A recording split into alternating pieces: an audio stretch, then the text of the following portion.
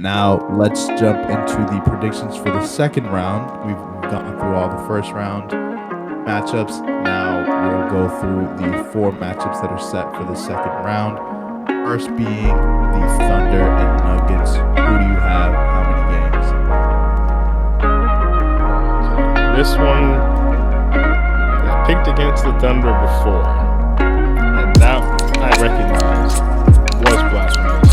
Obviously, they completely dominated the Grizzlies, like we just talked about. I just like the Nuggets, I like the Nuggets in general. Obviously, they just take the Clippers, I don't like them that much, but I like Jokic as a player. I like Aaron Gordon as a player. Murray is fun in his own ways, but I gotta go with the Thunder.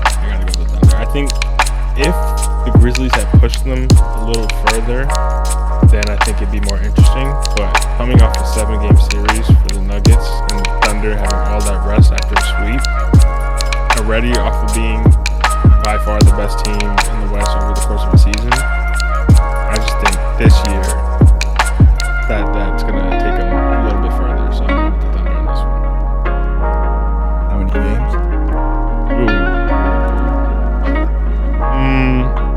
I'm going to say 6, though. I don't think it's going to be as comfortable as people think. Yeah. Okay. I also have the Thunder in 6. I think the Nuggets having the best player in Jokic is going to do a lot for them. I think they'll keep it close.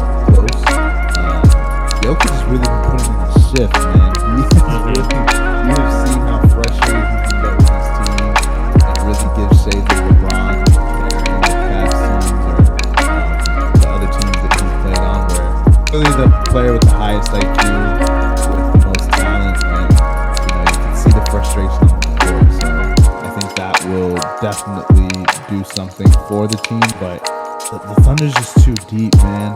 They're just incredibly deep. They have SGA, they have Jalen Williams, who's back. They have Lou Dort, who's one of the best defensive players in the league. You have Caruso, you have Chet Holmgren, you have Isaiah Hartenstein. Like, you really do have just lots of key pieces all around. I honestly think this team is good enough to win the whole thing. So I also have the Thunder in 6. And yeah, I expect big performances from SGA, but I really want to see a player like Jalen Williams. I know he was an all-star this season, but I really want to see him kind of catch fire and do his thing in this series as well. So we'll see if that happens. I think he has, I think he can do it. I don't think the Thunder has enough. I don't think the Nuggets have enough defensive presence on the perimeter to keep a player like Jalen Williams cold. So we'll see what happens with that. And I'm just excited for this team, man. They've been very patient. They've lost a lot. They've had the experience, and I think, like I said last time, before the last series, this is the season where they take that extra step and really make a chase for that title. So we shall see what happens there. Next series we have Timberwolves, Warriors. Man, we have the 6th seed facing off against the 7th seed. Who do you have in the games? Ant-Man, it's your time. It is your time. Just because of that little rant I had, Curry, maybe like 10 minutes ago, however long ago that was, I need Ant-Man to put this guy out of his misery, although I'm sure that's not going to be the actual matchup. I'm sure it's going to be like with Butler or something, but or maybe even Draymond. The dude's basically a guard height. Yeah, I see the Wolves winning the series. I think once again, Gobert.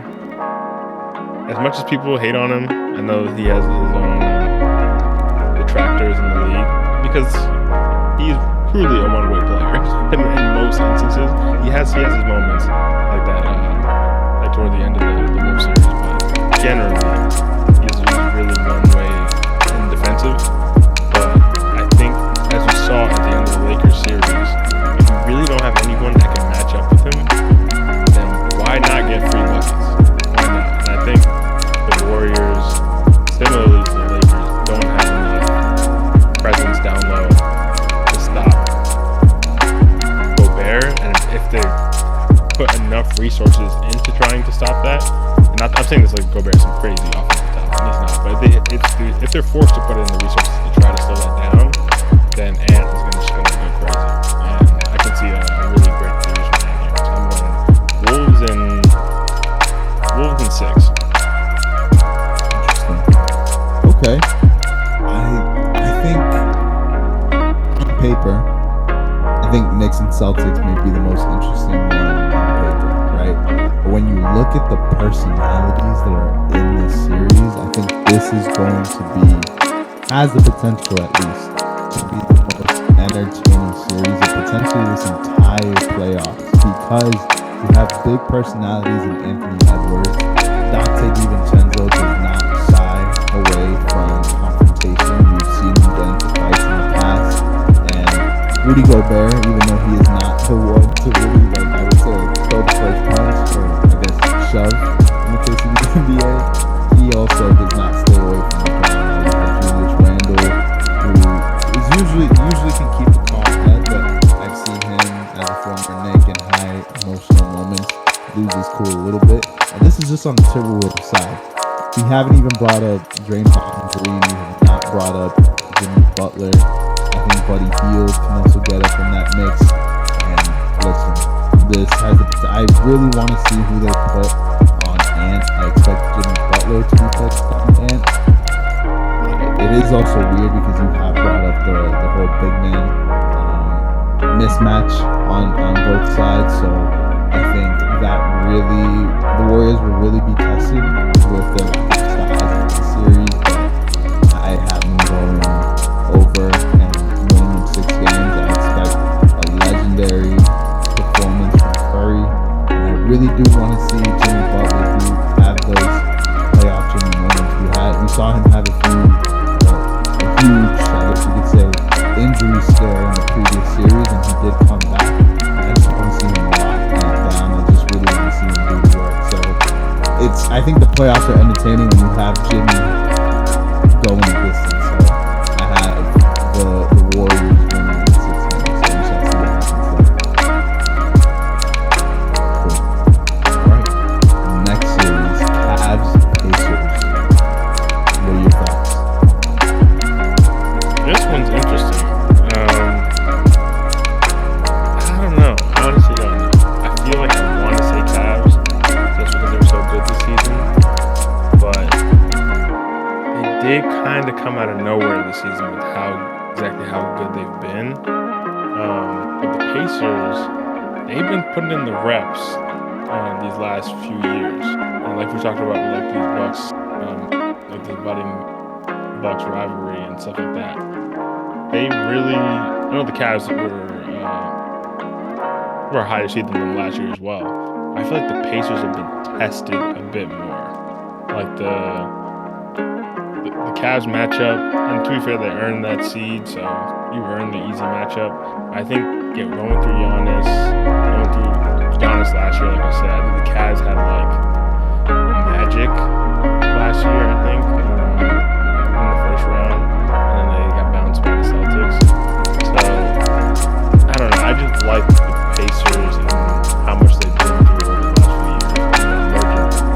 Halliburton's so interesting to me as I guess a star at this point in the league, because he really burst onto the scene. I guess you could say him and Brunson are probably the most unexpected stars out of the last few years.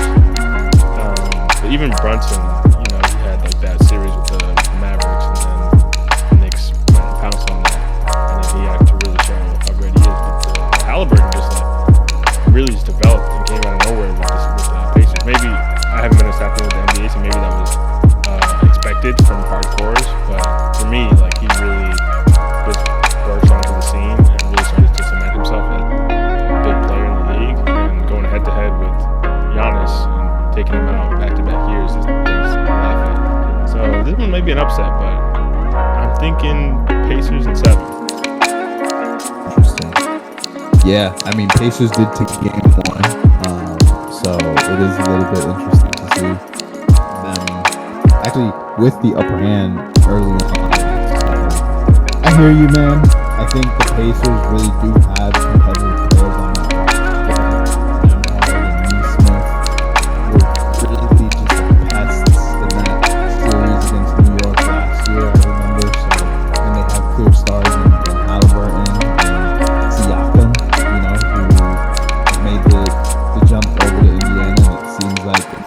working out. So who knows? Who knows? But I think the Cavs are just too deep, man. The same way I talked about the Thunder, I think the Cavs have that in them too. They had Evan Mobley, who's an all-star this season, and then you obviously have Donovan Mitchell as well, and you have a great five in Allen. So I don't know. I just think they have too much firepower to fall to a team like the Pacers. I really do think if the Cavs fall to the Pacers, I would consider this a failure in their season, considering you got the first seed. You got the first seed, or the number one seed, I guess you could say. And, like I just don't want to see them fall to a team like the Pacers. As a Knicks fan, I would prefer to have the Pacers in the next round. But from a basketball perspective, I think the Cavs are just too deep, and they have just better players overall. Donovan Mitchell has always been a player to show out in the playoffs, so I really expect him to show up. And so they're currently down 1-0, but I expect them to regain that lead and go over. But we shall see what happens there. Again, if they lose, it's a disappointment, it's a failure. Cool. Okay.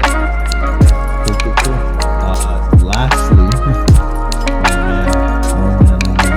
we have the Knicks versus the Celtics, and I think we've been dreading, as a Knicks fan, I've been dreading this series for some months now. As soon as we locked down that 3 seed, and it looked like we were going to have that 3 seed for some time there, I saw that, the Celtics were going to be in our path.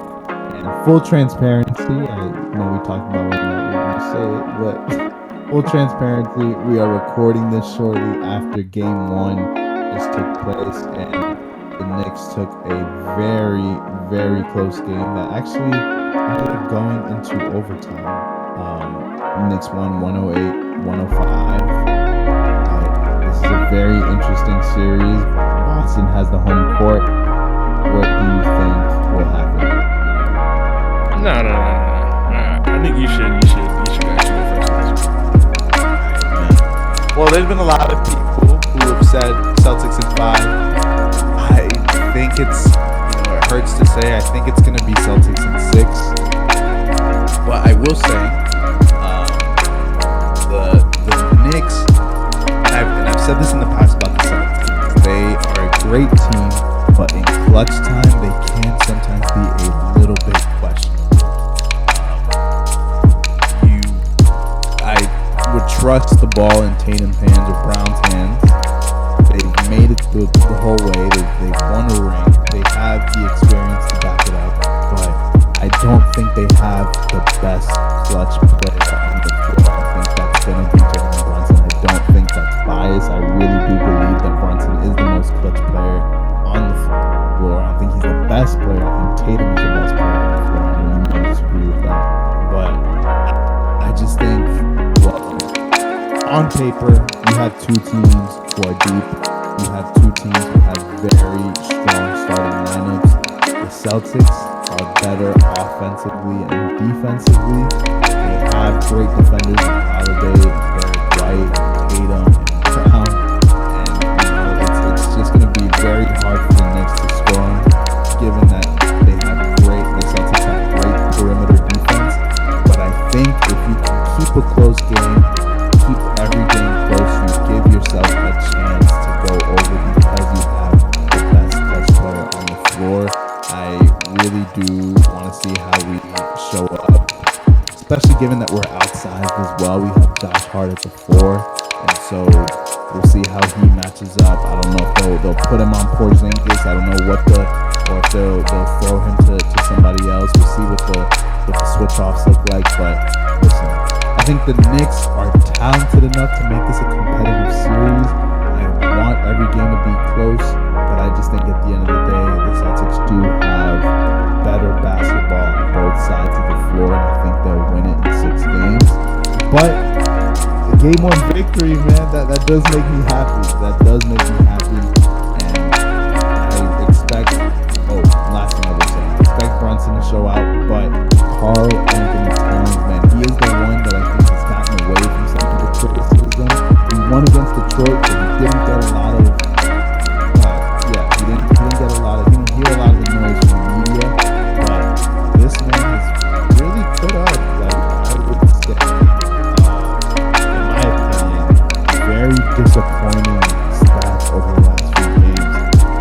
In these playoffs, he's game by game. He scored 23 in game 1, then scored 10 points in game 2, followed by 31, 27, 17, 10, and 14. This is the highest paid player on our roster. This is the player that we made the big trade for in the offseason. I expect more than 4 to 14 points. 17 points. Still not enough. I think you have the upper hand in that matchup against Al Horford. I think you pull Al Horford out to the 3 and you can really do some damage on that side. If you want to shoot the 3 ball, if you want to slash into the paint, I think Cat should have a lot of control in this series, but clearly he hasn't been showing up. So I think that's going to be a big factor that determines how competitive the Knicks can make this series. Yeah, I think that's a great breakdown. I think I might be one of those people you were talking about at the beginning when I say New York Knicks, Magic tricks, beat Chex Mix, Celtics in 5. Celtics in 5. Honestly, I would have said that, but because you guys got game 1, I agree. I'll push it to